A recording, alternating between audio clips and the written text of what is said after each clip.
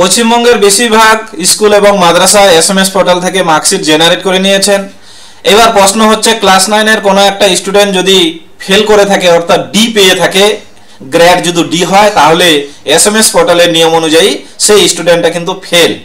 এবার head of the institution যদি মনে করে সেই স্টুডেন্টটাকে আন্ডার কনসিডারেশনে পাস করাতে পারে এবং তাকে ক্লাস 10-এ প্রমোট করতে পারে।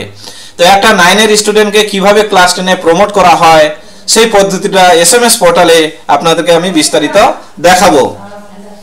তো এর জন্য আপনারা আপনাদের লগইন আইডি এবং পাসওয়ার্ড দিয়ে এসএমএস পোর্টালটি ওপেন করে নেবেন। আমি ওপেন করে নিয়েছি। এবার মার্কশিট সিসিই এই অপশনে ক্লিক করব।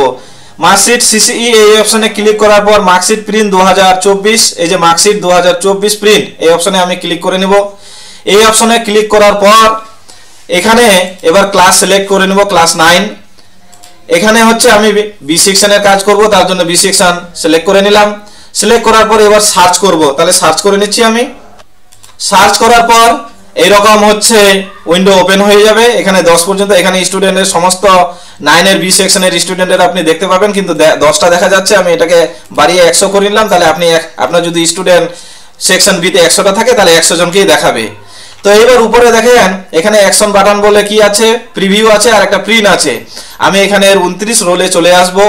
এই 29 রোলের মিনতি প্রামাণিক এর হচ্ছে প্রিভিউ, এই বাটনটা আমি ক্লিক করে নিব। তাহলে আমি ক্লিক করে ওর মার্কশিটের ভিতরে প্রবেশ করছি। দেখেন এই স্টুডেন্টের মার্কশিটটা আমি ওপেন করে নিয়েছি। এবার এখানে আপনার ধরেন কোনো একটা হচ্ছে সাবজেক্টে ডি পেয়েছে, আমার এখানে অনেক সবগুলোতেই ডি পেয়েছে, তারপরেও যদি একে আমি পাস করাতে চাই, এখানে আমার এই অ্যাবসেন্ট ছিল, অ্যাবসেন্ট করলেও আমি আন্ডার কনসিডারেশনে একে পাস করাতে পারি, কিন্তু আমি একে অবশ্যই পাস করাবো না। আপনাদের ধরেন একটাতে ডি পেয়েছে বা দুটাতে ডি পেয়েছে কিন্তু সমস্ত পরীক্ষাগুলোতে দিয়েছে, তাহলে আপনার মার্কশিটে দেখেন নিচে লেখা আসবে promoted under consideration by the home. Home বলতে এখানে হেড অফ দা মাদ্রাসা। তাহলে এখানে আপনি কি করবেন, সাবমিট বাটনটা ক্লিক করে নেবেন। সাবমিট বাটনটা ক্লিক করা মাত্র আপনাকে একটা মেসেজ দেখাবে যে আপনি প্রমোশন দিতে চাইছেন না চাইছেন না। আমি সাবমিট বাটনটা তাহলে ক্লিক করে নিচ্ছি। এই যে দেখেন আমি সাবমিট বাটনটা ক্লিক করা মাত্র এই মেসেজটা আসলো। এই যে দেখেন আমি সাবমিট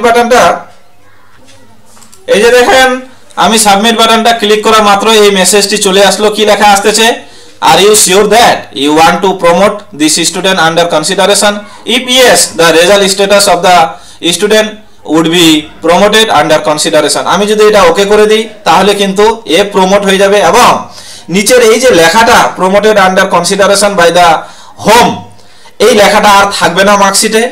ফ্রেশ আপনি একটা স্টুডেন্টের যেমন ফ্রেশ মার্কশিট বাইর করেছিলেন ঠিক তেমনই ফ্রেশ মার্কশিট বাইর হবে।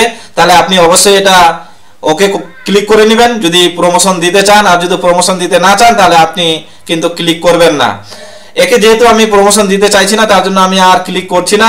আপনি প্রমোশন দিতে চাইলে অবশ্যই ক্লিক করে নেবেন। এরপরেও যদি কোনো একটা স্টুডেন্টের প্রমোশনের under consideration home by the হোমের অধীনে যদি আপনার প্রমোশন করতে কোনো অসুবিধা হয় আমাকে আপনারা জানাতে পারেন, আমি চেষ্টা করব উত্তর দেওয়ার জন্য। আজ এ পর্যন্তই, ধন্যবাদ।